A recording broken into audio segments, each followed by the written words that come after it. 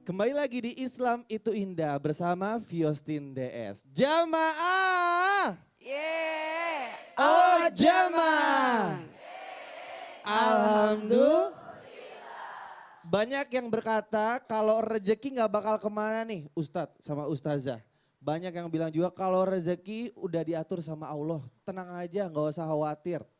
Ya kan? Itu tapi kemarin kalau kita melihat nih ya dari faktanya adalah mereka ini takut rezekinya diambil sama orang.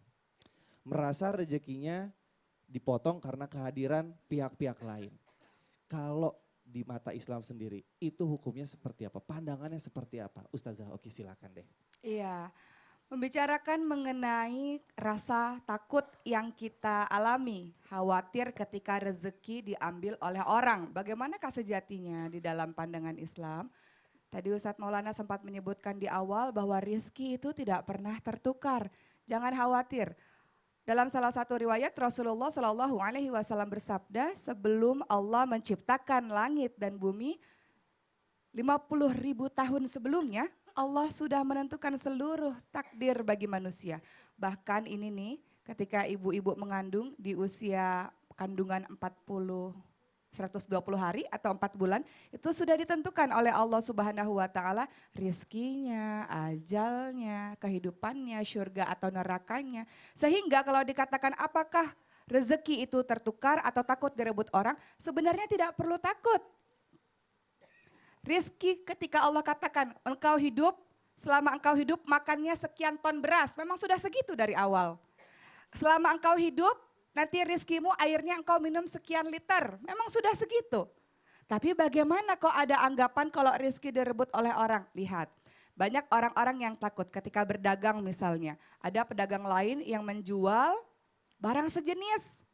Barangnya nggak original misalnya, tapi ngaku-ngakunya misalnya barangnya si A ini. Kemudian kita mengatakan, kamu telah mengambil rezeki saya, kamu telah merebut rezeki saya. Tidak, memang rezekimu segitu, hanya saja dia berdosa karena telah melakukan pekerjaan yang haram. Pekerjaan yang tidak ada keberkahannya.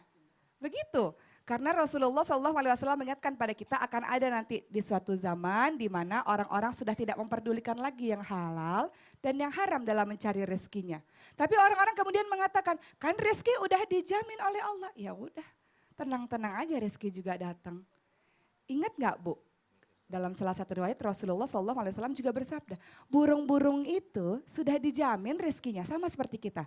Kita manusia dijamin rezekinya, burung-burung juga dijamin rezekinya. Hanya saja dia keluar dulu dari sarangnya, dia nggak dapat makanan dalam kondisi lapar, kemudian dia pulang dalam kondisi kenyang. Artinya tetap harus berusaha.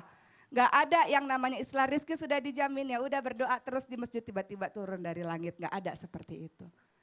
Nggak ada ceritanya seperti itu. Kita ingat di zamannya Umar bin Khattab radhiyallahu anhu, apakah ini rezeki yang tertukar atau tidak? Apakah ini rezeki yang direbut orang atau tidak? Di zaman Umar bin Khattab radhiyallahu anhu ada kisah yang namanya penjual susu. Ini populer sekali kisahnya. Kemudian Umar bin Khattab mengatakan tidak boleh di antara umatku ini, tidak boleh di antara teman-temanku ini, sahabat-sahabatku ini, para pedagang yang ketika menjual susu, susunya dicampur dengan air karena itu melakukan pembohongan. Kemudian pada akhirnya seluruh orang-orang, seluruh pedagang yang ada di pasar mencampur susunya dengan air. Hanya ada satu orang saja yang benar-benar jujur, murni susunya, tapi kan harganya jadi mahal. Kalau susu dicampur dengan air harganya murah. Akhirnya orang-orang yang tadinya belinya sama si ibu yang satu ini berpindah semua pembelinya kepada orang-orang yang menjual dengan harga yang murah. Apakah termasuk rezeki yang direbut? Karena uangnya kurang dong pemasukannya. Logikanya kan begitu Bu.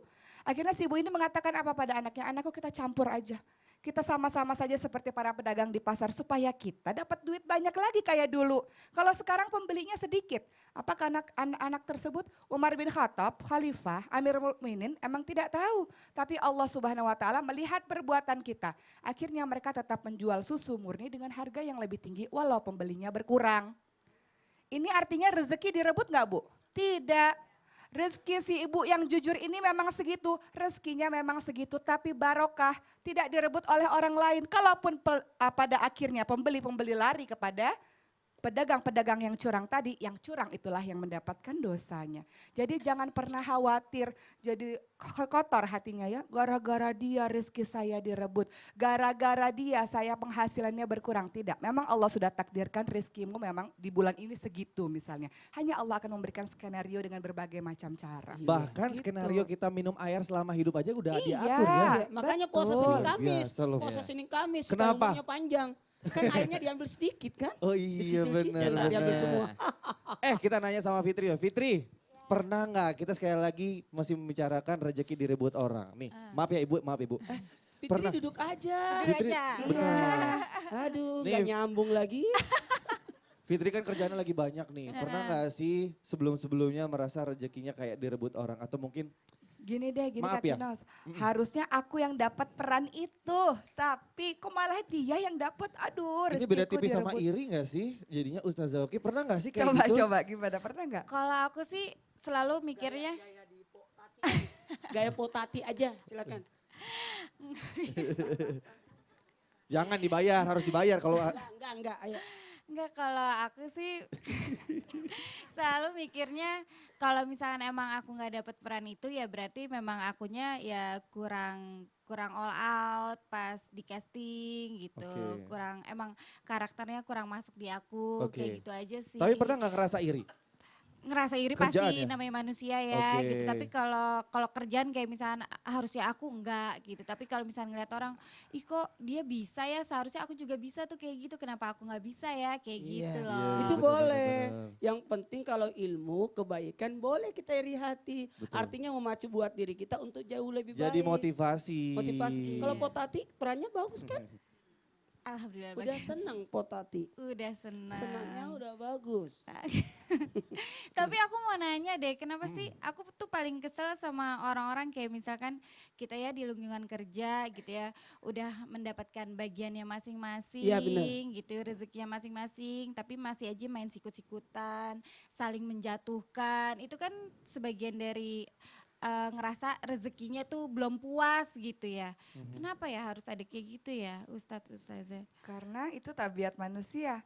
Memang kata Rasul ya Ustadz dan Ustadz Syam ya, ketika manusia itu diberikan 2 lembah emas, maka dia akan tidak puas, maka akan minta lembah berikutnya. Makanya termasuk bukan golongan Rasulullah, kata Rasul, orang-orang yang bersikap curang. Dan curang itu ada di mana-mana, termasuk di lingkungan pekerjaan, nyerobot lah, sogok menyogok lah. Di suap mana-mana menyuap, ya banyak. Ustazah ya. Ya disinilah ada namanya rezeki yang berberkah Iya, dan rezeki yang betul. tidak berberkah. Dan Betul. setiap yang kita dapatkan akan diminta pertanggungjawabannya dari kemudian. Siap enggak? Itu pertanyaannya. Siap enggak?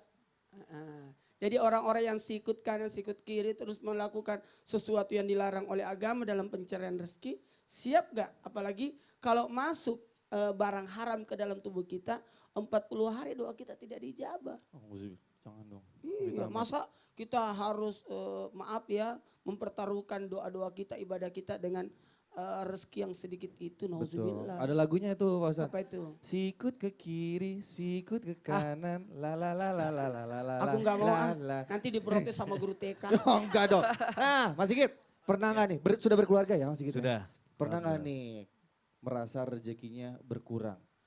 Dulu waktu belum nikah sempat kepikiran gitu kalau nikah dengan pekerjaan sekarang sebagai musisi gitu ya, sebagai entertainer, apakah akan bisa mencukupi gitu. Betul. Tapi ternyata setelah dijalanin udah punya istri, terus gitu punya anak, alhamdulillah ada aja sih gitu. Alhamdulillah Selama ada kita aja. berusaha ada aja. Ada selalu ada aja gitu ya pekerjaan yang masuk. Iya, mungkin Gitu. kalau mungkin ya maaf nih Mas Sigit, mungkin wah Mas Sigit udah lama nih nggak nyanyi di TV mungkin berkurang, tapi kalau dulu ada aja Benar, rezeki ya. benar banget. Tapi Gitu ini ya. pembelajaran untuk para wanita di luar sana yang mau menikah. Jangan cari laki-laki yang kalau mau kaya raya silahkan. Cuman jangan hanya melihat kaya rayanya saja, tapi cari laki-laki yang juga mau bekerja. Kelas. Iya dong. Jangan cari laki-laki, bukan mencari nafkah sebenarnya, memberi nafkah. Memberi nafkah. Iya betul, Bedakan. tanggung jawab. Ada betul. orang mencari nafkah tapi pelit, tapi ada orang mau memberi nafkah. Oke, Tapi Ustaz aku senang kalimat yang dikatakan Mas Sigit yang dia bilang selama kita berusaha gitu loh. Iya. Kan kita dari tadi dengar Allah sudah bagi rezeki, Allah sudah bagi rezeki, Allah sudah, ya udah nggak usah kerja lagi. Tapi sebenarnya ada kata kuncinya di situ bahwa selama kita berusaha itu Allah kasih rezeki. Kalau kita tidak berusaha mana mau Allah kasih kita. Betul. Nah, jamaah nanti kita akan melihat nih ya antara Mas Sigit atau mungkin nanti ada Fitri juga akan belajar mengaji sama Ustadz Syam. Kira-kira siapa ya yang dipilih sama Ustadz Syam? Makanya jangan kemana-mana, hanya di Islam itu indah. Jamaah! Oh jamaah! Alhamdulillah.